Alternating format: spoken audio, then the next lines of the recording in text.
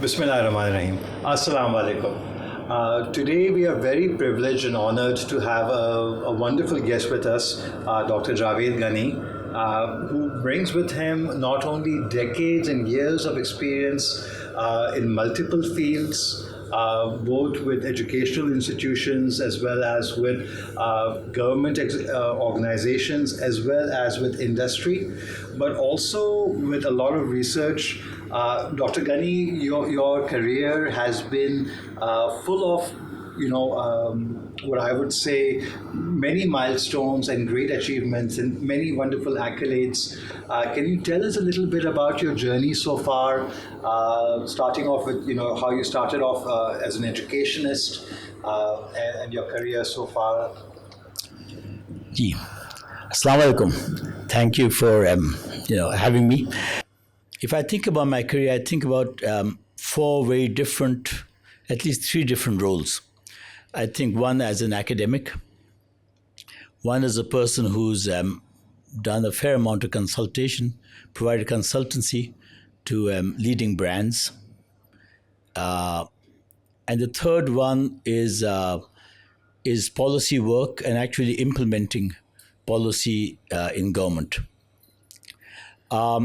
So let me start with academia. Alhamdulillah, I was a top student from the beginning. I was in Karachi Grammar School for 12 years. For some of those years, I was Benazir Bhutto was my classmate. So it was a very nice class we had. And I got into MIT. And so at the age of roughly 18 or 19, I was in MIT. And Alhamdulillah did well there. I studied electrical engineering, basically computer science at that time, and basically mathematics, operations, research. And then did my PhD from Wharton, which is a top business school. And my PhD was in information systems, basically on decision making under high stress, how the human brain copes with large amounts of information. And then I got a job at MIT, which is, I think I was the first Pakistani origin person to be a professor at MIT. So I've seen MIT both as a student and as a professor. And I think the takeaway from those years, and then again working with some of the top faculty of the world on some cutting edge issues in information systems, I think I learned intensity. By intensity, I mean that being able to focus on a problem for years, if necessary, to remain undistracted, to remain focused, undistracted, which is not easy in a world which is full of distractions. To remain focused is not easy. So I learned intensity. I learned hard work. I think that literally for days and weeks, I was able to work literally 16, 18-hour days. So hard work and work without distraction. And then taking on and basically doing what is called seminal work. Seminal in the sense that you're doing cutting edge work and you're competing against the best brains, minds in the world. So alhamdulillah, I did that and was very successful. That was one career. The second, and of course, then I was at LUMS Dean, and that's also part of academia, and worked with many faculty, with many students. I have best teaching awards in the US, in Pakistan. I was for 16 years in the US, 4 years in England, and so on. The second career is basically industry. And Gallup Pakistan, which is a market research company, myself and a friend of mine, also from MIT, we started about 40 years ago. And in that process, provided data services, analysis services to some of the top brands in Pakistan. And this was a time when market research was really very, very unknown. Lever Brothers did a little bit of it. And really it was opening up a whole new market, creating a market which didn't exist, to show people, to prove that analysis, numbers can make a difference in a world which is really dominated by advertising and advertising without really much analysis. I was fortunate to work with Javed, who was the head of M&J, a very creative person. And I think for the first time I started realizing the strengths of people different from myself. People who are creative, people who are very good, very business savvy, but may not have done any degrees at all, but have tremendous insights about the market. I think what I learned was that you really can't fool the market. Ultimately, if you have a good product, then the market sees it. If you have a bad product, the market sees through you, sees through the advertising, sees through. And so the clarity of what your strength is, what your core competence is, what's the key strength of Lux? What really is the strength of let's say, Lifebuoy, of Alpers, and so on, working with companies and brands, and then how different segments see the same brand. A person in a village, an uneducated old woman in a village, how does she see that particular brand, that particular advertising? What is the message that gets across? And sort of being able to see the world from the perspective of different customer segments is something which I learned. And I've done literally tens of thousands of interviews, focus groups, trying to figure out how a person thinks about something through very detailed qualitative studies. And alhamdulillah, over the years, I helped a number of brands get insights. So that was my second career. The third career was government. I was, by accident, maybe picked up by, I'm not a political person at all, but Shahbaz Sharif needed somebody, the government needed somebody, and they picked me to lead the whole IT initiative in the Punjab. So for the last 20 years, in many different roles, I've been responsible for all of the computerization of the Punjab government, which involved many complex issues, land record issues when the floods came in 2010, and we were working against time in dengue, trying to provide current information which could be used by policymakers. And in that whole process, the learning I had was that there's goodness everywhere. No matter how much we complain about government, it is possible that, because IT brings transparency, IT opens up things. When you put things on the website, when you open up data, there's always the fear that when you open up data, things will go, things might go haywire. And a lot of people warned me that, sir, this is not the US, this is not America, this is Pakistan. But alhamdulillah, it worked out very, very well. And so I think the lessons I learned in the government was that no matter how complex the issue, one can, if you have the right team, if you have the right leadership, if you have the clarity of what you want to do, you are able to make a difference. I've been asked to be on the board of directors of many, in the last government. So it's been apolitical. I think the Musharraf government has used me, the Imran Khan government has used me, and so on. So I was on the board of directors of PIA, the board of directors of Nadra, board directors of many companies in the private sector and the public sector. And I think it is because I think I'm able to sort of see problems from multiple perspectives, and also practically bring in solutions that I think people have. I saw LUMS from the beginning, because when I joined LUMS, it was a very small set of people. So seeing an institution like LUMS go from almost nothing to becoming one of the major schools in Pakistan, I've seen it, and I think I've seen the importance of governance, the importance of merit and fairness. If people see that they are in an institution where there's fairness, people will do an enormous amount of work.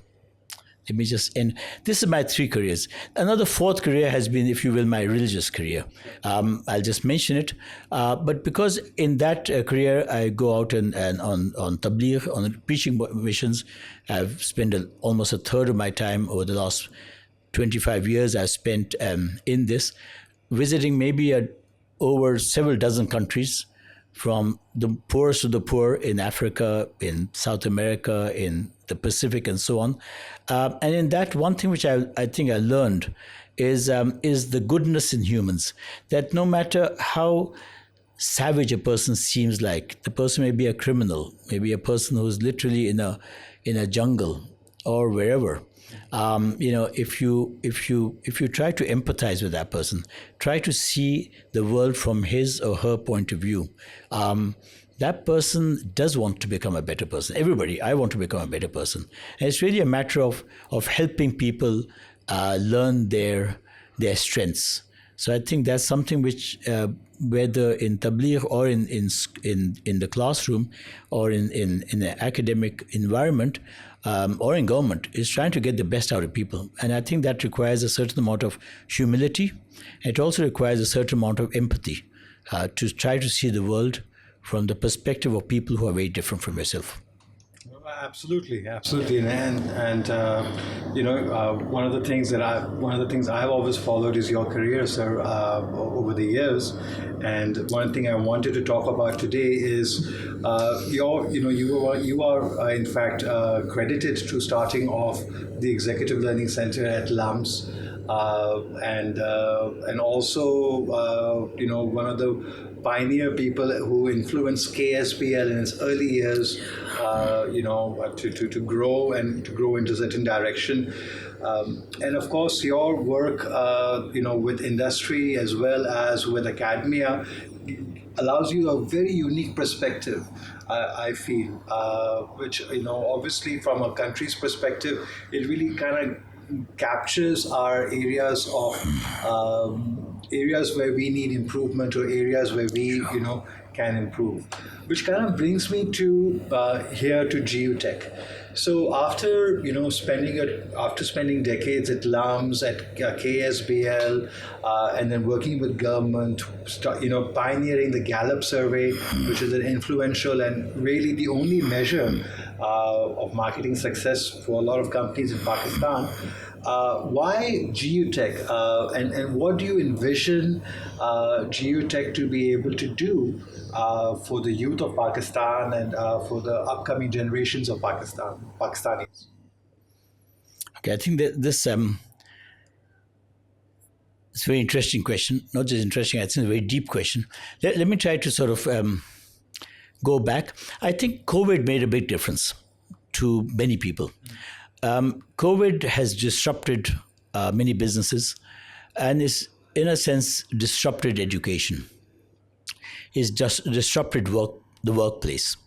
And across the world now, it's no longer necessary to be in your office physically to do work.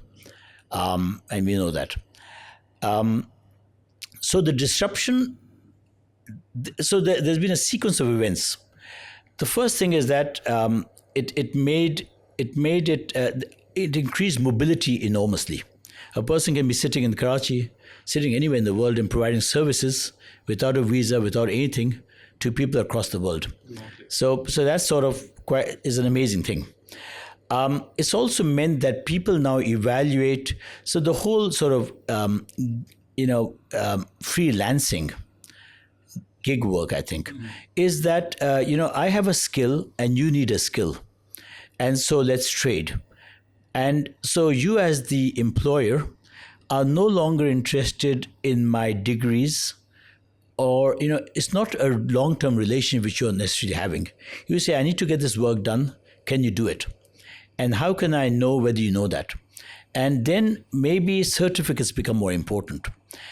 And a lot of the skills which are needed really are maybe not even taught in universities. They're taught on the net. You learn a lot of skills on YouTube. So, my 8-year-old grandson learns, Scratch programming and robotics basically from YouTube. So, it's a whole different world. I think youngsters, yourselves know this. Okay, so why am I saying this? The point is that the whole issue of whether universities are required even, are degrees going to be there in the future, is being brought up. When the world is going to sort of be working on a current skill needed basis, then why degrees?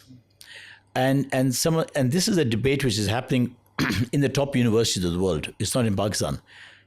Professors, deans at Harvard, at MIT, at Princeton are questioning the traditional model of learning.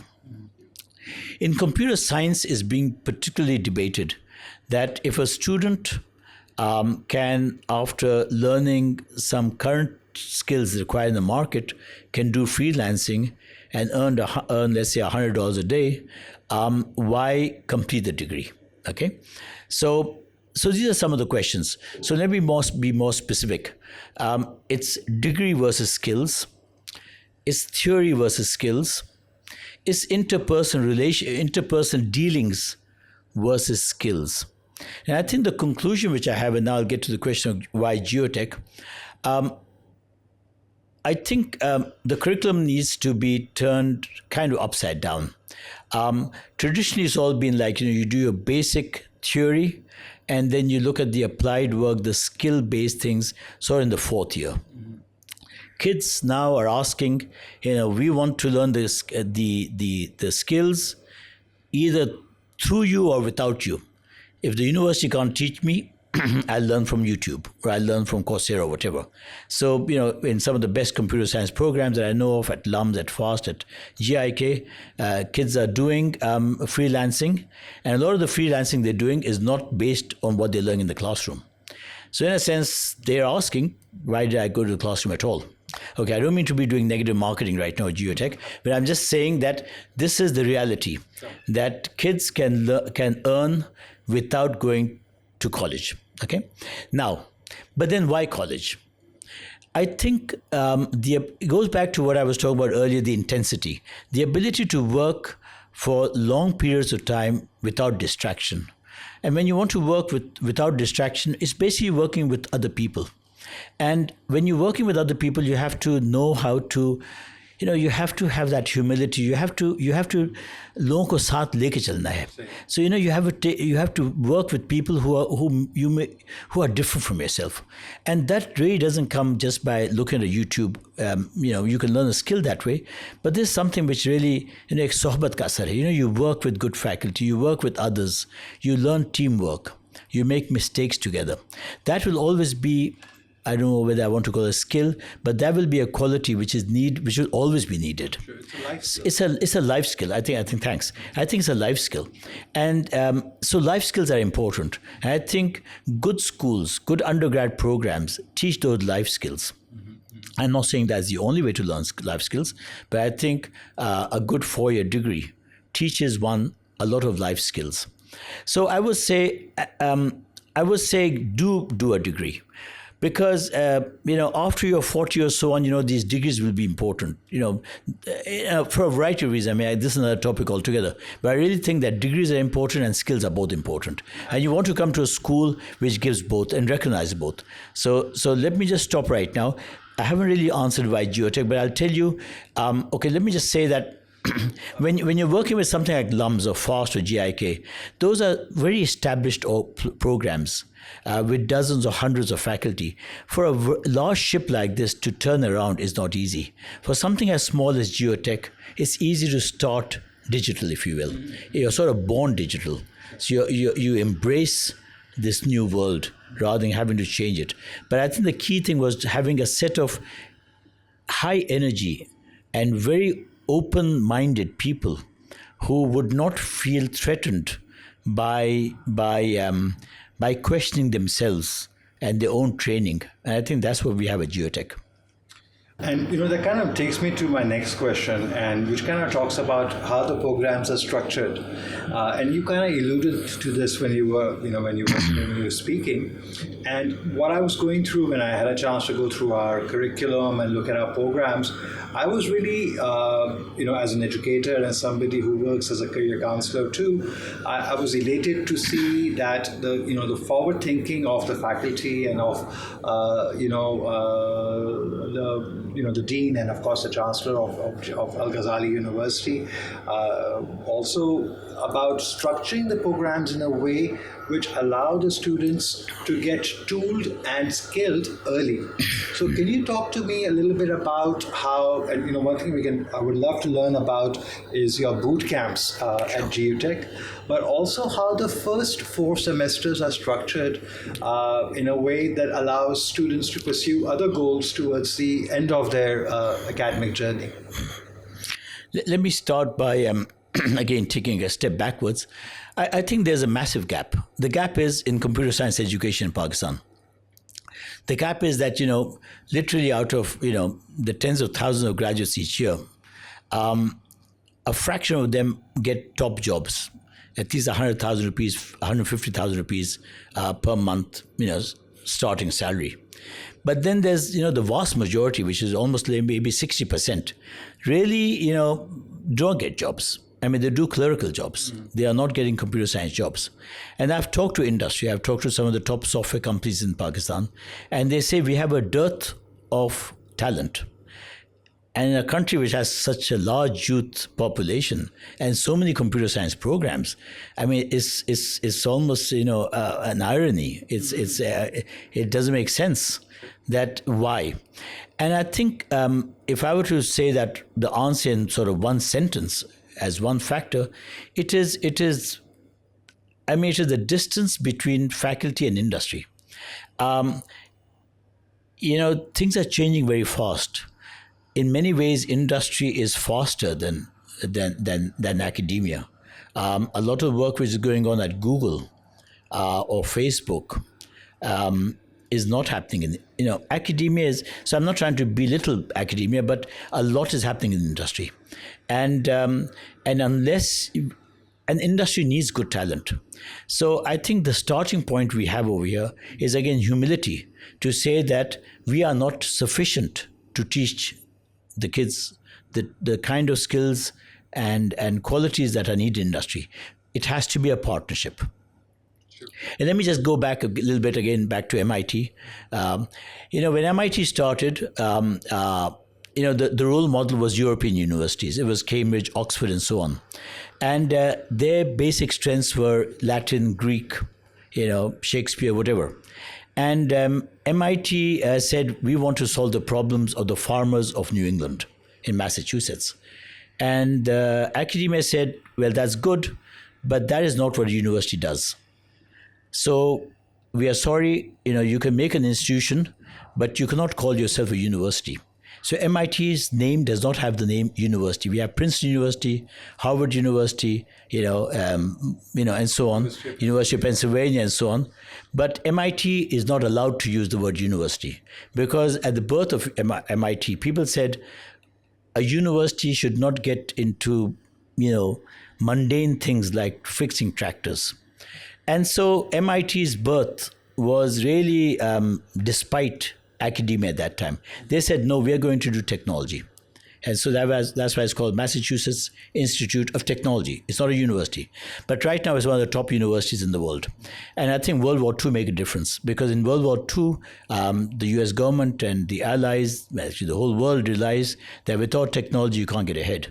And, frankly, no matter how good Harvard was or and so on, they needed technology to make radars and so on. Okay, so that's where my training has been. It has been solving real problems, no matter how mundane it looks like. And so coming back to our curriculum, I have no embarrassment, shyness in going to a person in industry who maybe even doesn't have a bachelor's, but knows the market and saying, tell me what qualities you need, what skills do you need in my students, in these graduates? And consider it a joint thing. It's not just my graduates, it's yours. And so we are starting off with GeoTech by saying that we want to embrace industry. It's not that we are producing students and 4 years later I'll think about where these students are going to go to. Frankly, a question which I asked many deans, I myself was dean at LUMS, is, where are your last year's graduates? Where are they placed? And the current graduating batch, where is it being placed? And frankly, if I ask 10 deans or chairmen of department, most of them have no clue because I hate to say this, because maybe they don't think it's their job, or maybe they don't care. That, and to me, if as a dean, as a chairman, I have to be worried when a student enters my program. I want to think about how prepared that person is in industry. Now let me get back to your questions. So what's the first 4 semesters? Let me think about the 4 years. So the first year, second year, third year, fourth year. In the first year, we want to teach them enough skills so that by the summer, the kids will have will know enough so that they can start thinking about freelancing. Some of the current skills are required globally, locally. Actually, globally mostly. So whether it's web design, whether it's databases, whether it's stack development,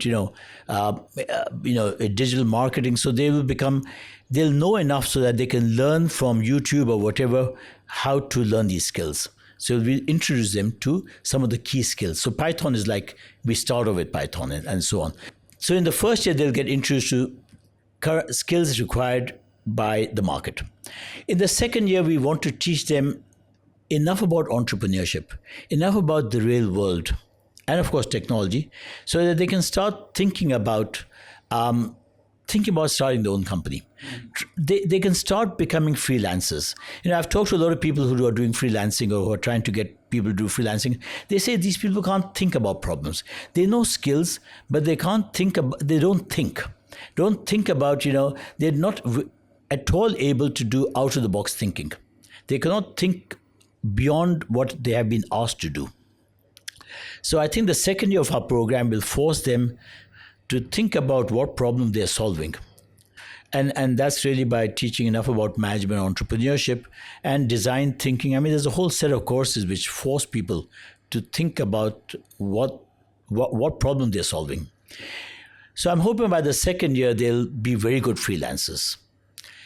And in the third year, we'll teach them enough about startups and about the real world, about the software industry, the techniques needed to get ahead in this industry. And I'm hoping that a number of students, maybe not the whole class, but at least maybe 20, 30% will start thinking about starting their own ventures. And then they will look at their final year project, which is in the fourth year, an opportunity to launch their own product, to launch their own and become, and that's really what Silicon Valley is all about. That is what MIT is all about. It gives students the confidence and the skills and the ability to do hard work, to be able to think about starting a Google or a Facebook or whatever. And it can be done because I think the world has become much more open. There's an opportunity for somebody sitting anywhere in the world to compete with the best. So a lot of barriers have been broken because of technology. So very simply, we'll be starting off with a mix of theory and skills, but enough skills so that people have the confidence, and we'll help them. We have our own incubation center. We'll be helping students get freelancing, do freelancing, so that our claim to do earn as you learn is very real. I mean, I'll personally, the faculty will personally want to make sure that, any kid who wants to earn as he or she learns, will be given the opportunity and the help, and we'll try to make it successful. Yeah. So, talking about Earn As You Learn and also the Incubation Center, working closely with Al-Ghazali University of Technology as a Director of External Linkages, I can tell you about industry contacts that we're beginning to foster with the industry. And one thing I'm really excited to bring to, industry counterparts is the opportunity to tap into our student body and to tap into internship opportunities for our students, as well as to look at students who are willing to collaborate with industry on running projects. So can you, because you also interact with a lot of startups and a lot of tech companies, can you walk us through how you envision a student, who is starting off with GU Tech in their Bachelor's of Computer Science, How do you envision them to, in the first year interact with industry, both at geotech and outside of geotech? And how do you see that interaction lead to their career or maybe even to a launch of their own company in the future? Yeah. I think that's a good question. Let me think. So basically, what you're saying is that, as I've stated, that you as director of industry linkages are very aware. So we are starting off. I mean, this summer of 2024, we haven't even got our first. We'll be starting enrollment, but we want to become a place where industry sees us as a resource base. Okay, first of all, when I talk about industry, I think about three different segments. So there's a software industry, and then there's companies which use the software industry. So there's textiles, there's consumer goods, biscuits and plastic goods, and cars and what have you. So I'll call that industry, and then there's a software industry. And our software industry, can be. And then there are startups, and I'll call them technology startups, not software startups, but any startup, because I'm hoping that some of our students will be doing technology startups, going into robotics. Robotics is a big thing. I'm hoping that some of our kids will be delivering robotic, Shenzhen in China has now become sort of a robotic center of the world. All the robotic kits which schools use across the world are being developed, designed in China. Not all of them, but a lot of them. And there's no reason why they cannot be done in Karachi. So, and we have schools. I mean, there's a market. So again, this is not just software. It's hardware. It's software. It's recognize a market, a niche in the market, a need in the market, and bringing a product to the market. And that's sort of what I did at Gallup. Helping companies launch new products or fine-tune the existing products. Okay, so how do I see industry linkages and the role of industry linkages with our student body? Okay, so this summer, what I'm hoping to do is that we want to be seen as a place for supporting industry. So we'll start. Right now there are several dozen, maybe several hundred incubatees within Karachi. And we hope that we can provide a service to them. We can help them fine-tune, we can mentor a lot of the graduates who are graduating this year. So at FAST, in NAD, in good schools, in IBA, across Karachi, students are graduating right now. A number of them would like help in starting their, getting them started up, in identifying a market, the whole work of getting a startup up, including the company policies, marketing, financing, HR, a lot of issues. And I think our team at Geotech has the capability to be able to guide these. And because we've already signed several MOUs, so there's a whole bunch of people in the industry who are our students. I have I don't know how many thousands or hundreds of LUMS students. Dr. Roof has thousands of FAST students. So all these students are in the market, if not in Pakistan, somewhere in the world. So a lot of them would like to help. So, I think we have the credibility. So basically what I'm hoping is that we'll bring in industry leaders, people who are working in the industry, and ourselves to coach, to mentor, to help these kids. Okay. And the first thing is to bring them to Geotech. Okay. So this summer we are hoping that we'll be running workshops for industry, so that they can understand us, they already know us, to start offering them workshops which benefit them. Generative AI is a big thing. A lot of software industry would like to get into this whole new market. And I think we can help them. Some of our faculty are doing a lot of work in this area.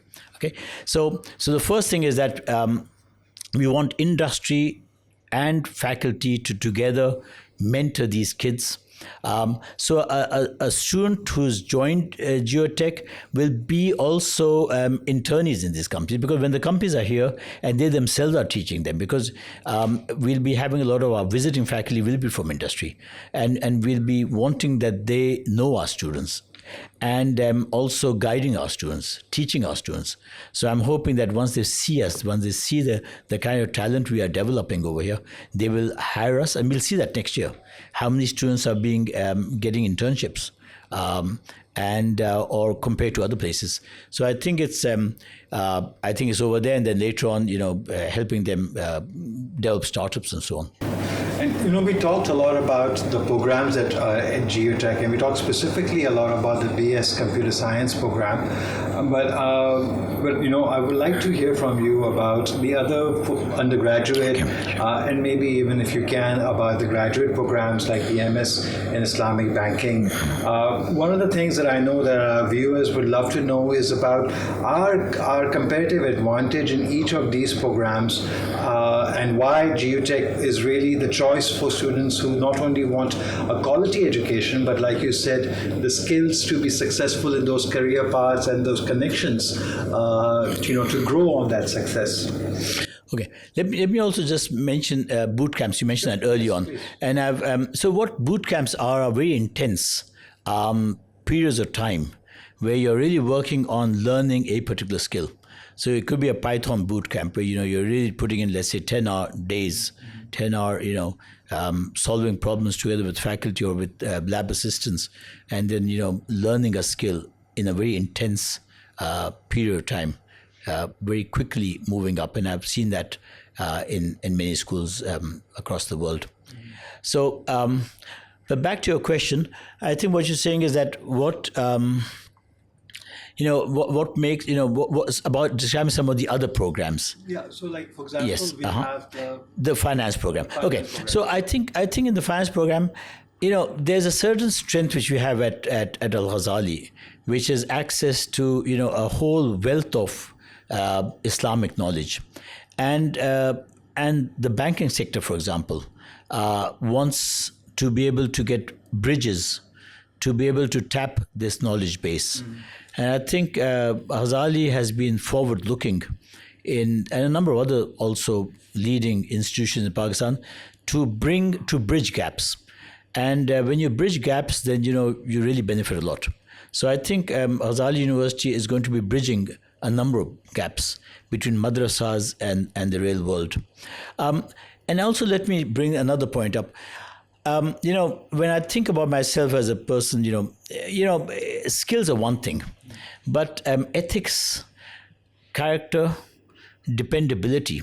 So I talk to, as dean at LUMS, I talk to a lot of, recruiters, and they say, we need a person who we can depend on. That if the person says they will do this, they will do it.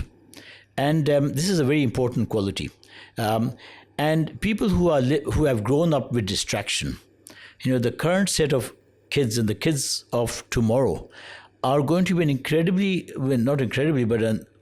unusually distracted set of people. And when a person is very distracted, you cannot really promise because you're too distracted to be able to deliver. Mm-hmm. To deliver, you have to remain undistracted. We are hoping that, at Geotech, we will have an environment which is very different. So a person who wants to go to a party school should not come to Geotech. This is going to be hard work. It is not a place to be playing around.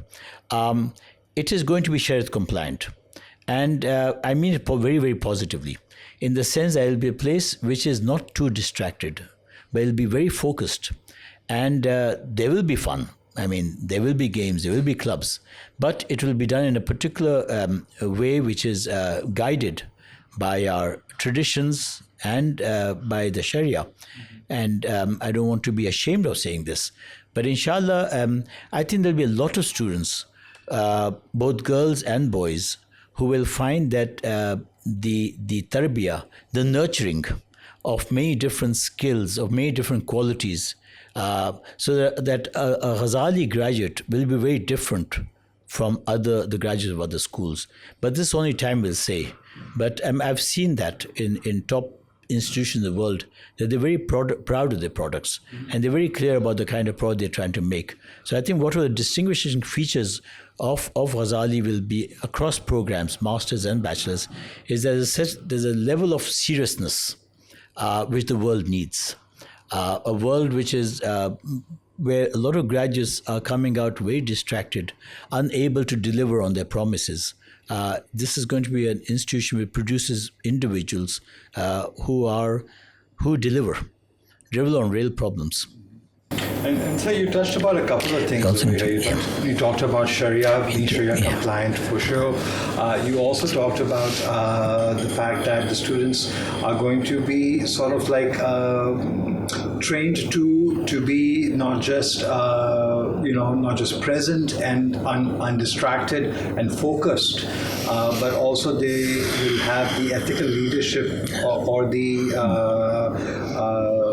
or the divine, what do you call, guided benefits, from our divine scripture that we are using to kind of define and kind of like narrate their experience, or actually choreograph their experience for them. So I would love to hear from you, and इसके बारे में थोड़ा सा हमें बताएं कि how would that look like? I mean, like, what does Sharia compliant campus really look like from a student's perspective, and what do you see as a parent is a benefit of that, and you kind of touched upon it from a student's perspective of being focused and having that ability to focus in on what the task at hand is. But what do you see the student will enjoy in that kind of a campus with that kind of rigor as well? Let me say something about what I see religion. I think genuine respect of others is a very basic thing. When you respect somebody, you listen to the other person. You reach out. You don't judge very quickly. And I think when one looks at the Sirat, Prophet Sallallahu Alaihi Wasallam, reached out to a huge set of people. Irrespective of whether that person was poor, a slave, whatever. Everybody knew that this was a person who was genuinely cared. And that's something which is there for all prophets, people who genuinely care. And care comes from respect. You really have to respect the other person. The moment you've judged another person, that this person is bad, this person is good. If I may say, Iblis did that, Shaitan did that. He judged that because these people are made from dust and not made from fire, so they're inferior. So his whole judgment was based on something which was very, very on the surface. It wasn't deep. It was very superficial. So I think, and there's something which I hope will be in the students, because ultimately, if you're working for a company, you're working for the market, you have to respect that you want to deliver something of value. So I think part of the ethos over here is to deliver value, not to be doing shortcuts, not to try to trick somebody, but to deliver value and do what you've said. And that's an ethic which I think will be from day one. From the faculty, the first thing is I have to respect my students, and I have to deliver the value which I promised to the students. I have to deliver the value which I promised to the parents. I have to deliver the value which I promised to the industry. So in a sense, it is indeed. It starts off with a very basic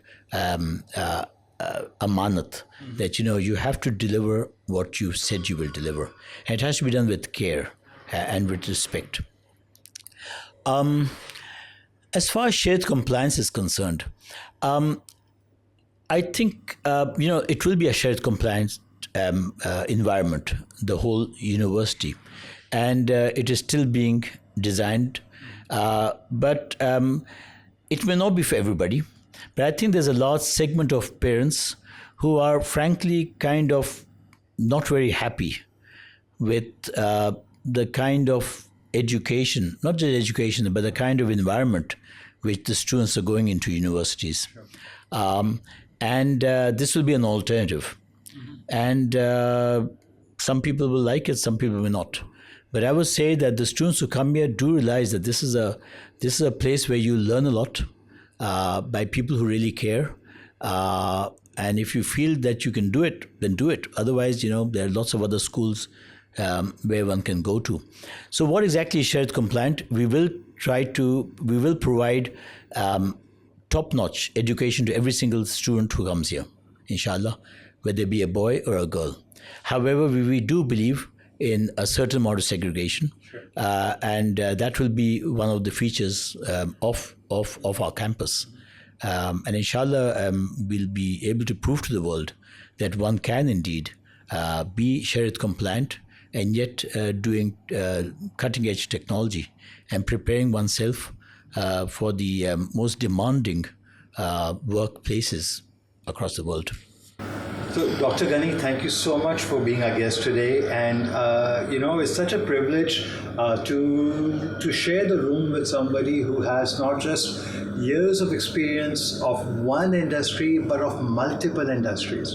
What is such a benefit for myself, and I know for our students in the future and for our viewers also, is to, really pick your pearls of wisdom which are hard earned. Because, as you experience life and you experience different things in life, one grows and one learns. But in your case, sir, when I look at your portfolio and the amount of learning that you've had over the years in multiple challenges that I'm sure that you must have encountered in multiple industries, it's such a privilege to have you share those pearls with us, and then in turn share those pearls with our students of tomorrow. So once again, thank you so much. If I can just sort of say some, parting words to all of you, and thank you for viewing, this podcast, this program. I think life is not a bed of roses. Throughout my career, I've had many challenges. Let me just tell you one. In 1999, the governor, Musharraf government had just come in, and they wanted to. There was a tech, big boom in technology, in tech jobs across the world, and the problem was that we had a 15-year program because the BSc Computer Science program was 15 years. After intermediate was 3 years, BSc honors, and the world demanded a 16-year of education. You couldn't get a job in many parts of the world unless you had 16 years of education. So the governor, Sahib, corps commander of Lahore, he said, of Punjab, I think, basically said that, Javed, can you do, what can you do? And so basically, in literally about 5 months, we totally changed the FSC curriculum, introduced ICS. It used to be Fortran. We introduced VBasic, I think, at that time. We introduced the 4-year program. So the 4-year BSc Computer Science program, alhamdulillah, is something which I personally spearheaded and did it within a period of about literally a couple of months. So the 13 college universities of Punjab, the public sector universities, at that time there was not a single public sector university in all of Pakistan which was offering a BSc Computer Science program. FOSS was doing it, LUMS was doing it, but there was a lot of problems. But so the point which I'm trying to say is that a lot of problems in Pakistan seem impossible. But yet, alhamdulillah, it gets done. And it can be done in a very, very short time. It just requires the sort of the clarity and the and getting people to help, to co-opt people. A lot of people are willing to help. So I'll simply say to, kids, most of you, I think, are 20-year-olds, 18-year-olds and whatever, and to your parents, that, one should not be talking negative. It's possible to, and I think Pakistan is because there's so many problems, there's such an opportunity to make a difference. So I think you guys can make such a huge difference. And I think it really starts off with very positive thinking and with respect of others. Thank you so much. Thank you, sir. Thank you so much.